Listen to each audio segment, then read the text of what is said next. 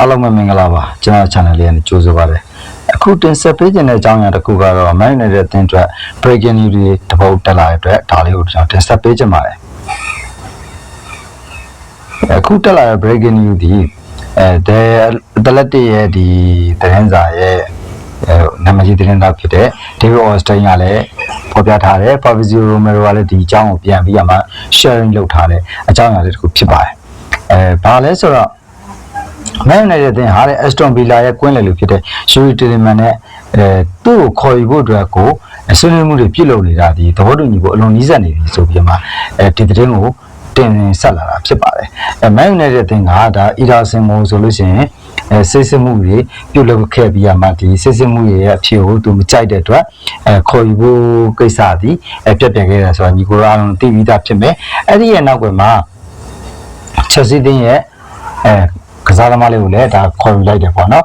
ခေါ်ယူလိုက်တဲ့နောက်ွယ်မှာဒီကစားသမားကိုခေါ်ယူဖို့ကြိုးစားတယ်ဆိုတာဒီ Man United ကကွင်းလည်ကိုအဖြစ်တာမှန်တယ်သို့တော်ညာလဲကျွန်တော်စိတ်ထင်ကတော့ဒါမှန်ကန်တဲ့အဖြစ်မှု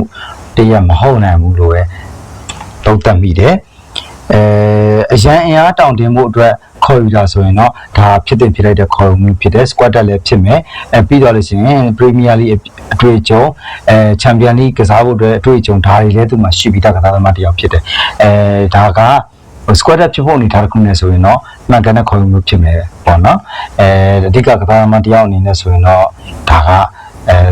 တိတ်တော်မြတ်တာတဲ့ခေါ်ယူမှုမဟုတ်နိုင်ဘူးလို့သုံးသပ်ရမှာပဲဖြစ်တယ်နောက်တစ်ခုအနေနဲ့သူတို့ပြောတဲ့ market sign တစ်ခုကြီးမားမားလုပ်ဖို့ဆိုတာအနေထားတစ်ခုဟာတဖြည်းဖြည်းနဲ့ပြည့်မှတ်တရားနဲ့နေလာပြီဖြစ်တယ်ဘယ်လိုမျိုးတွေသွားအောင်ပဲကားလို့ပါလေးပါကိုပြောချင်တာလားဒါမှမဟုတ်လို့ရှိရင်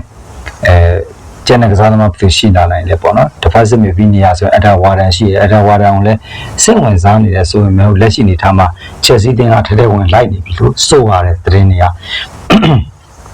Man United ပြည်သက်တွေနေနဲ့အခု Yuri Tielemans ကိုခေါ်ယူဖို့နီးစပ်တဲ့အပေါ်မှာမိတ်ဆွေရဲ့အမြင်လေးကို